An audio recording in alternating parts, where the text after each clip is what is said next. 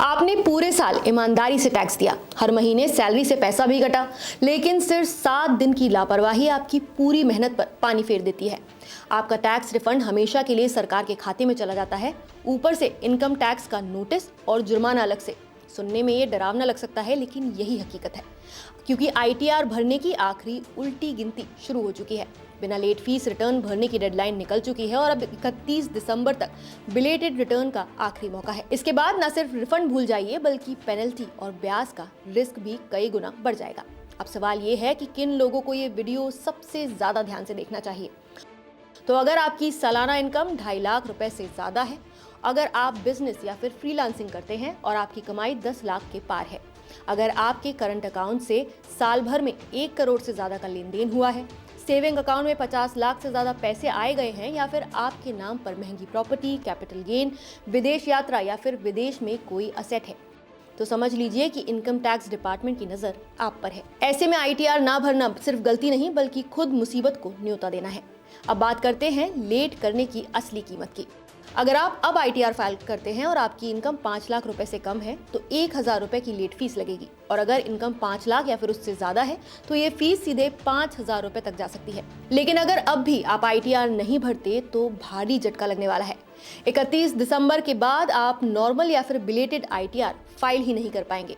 तब आपके पास सिर्फ एक रास्ता बचेगा, आईटीआर यू। और ध्यान रखिए, आईटीआर यू में रिफंड का कोई सवाल ही नहीं होता। उल्टा आपको 25 से 50% तक अतिरिक्त टैक्स भरना पड़ सकता है। यानी जो पैसा वापस आना था वो भी गया, और ऊपर से और देना पड़ेगा। बहुत से लोग कहते हैं कि आईटीआर भरना बहुत मुश्किल है, तो चलिए आपके लिए इस प्रक्रिया को थोड़ा आसान बनाने की कोशिश करते हैं। आपको चाहिए बस कुछ जरूरी कागज, form 16, form 26 as, AIS, bank statement, investment के प्रूफ जैसे कि LIC, PPF, NSC, home loan या फिर किराए की रसीद। सही आईटीआर फॉर्म चुनिए, सैलरी वालों के लिए अलग, कैपिटल गेन और बिजनेस वालों के लिए अलग।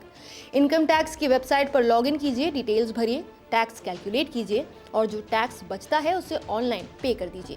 लेकिन यहाँ एक गलती लोग बार बार करते हैं, वो है ई वेरिफिकेशन। याद रखिए, 30 दिन के अंदर अगर आपने आधार, ओटीपी या फिर नेट बैंकिंग से ई वेरीफाई नहीं किया, तो आपकी पूरी आईटीआर अधूरी मानी जाएगी। और अगर आपने सब कुछ सही किया फिर भी रिफंड अटका हुआ है, तो घबराने की जरूरत नहीं है। ज्यादातर मामलों में वजह छोटी छोटी होती है, जैसे कि बैंक अकाउंट प्री वैलिडेट ना होना, ई वेरिफिकेशन पेंडिंग होना, या फिर डिपार्टमेंट से आया कोई नोटिस अनदेखा करना। कभी कभी लोग एचआरए यानी हाउस रेंट अलाउंस, जो कि सैलरी का वो हिस्सा होता है जो घर का किराया देने के लिए मिलता है और जिस पर इनकम टैक्स में छूट यानी एग्जेम्पशन ली जाती है, जरूरत से ज्यादा क्लेम कर देते हैं। या फिर धारा 80C के तहत, जहां अधिकतम 1.5 लाख रुपए तक की छूट मिलती है और जिसमें LIC, PPF, ELSS, mutual fund, NSC, बच्चों की ट्यूशन फीस और होम लोन का प्रिंसिपल जैसे निवेश शामिल होते हैं, लोग लिमिट से ज्यादा या फिर गलत खर्च जोड़ देते हैं।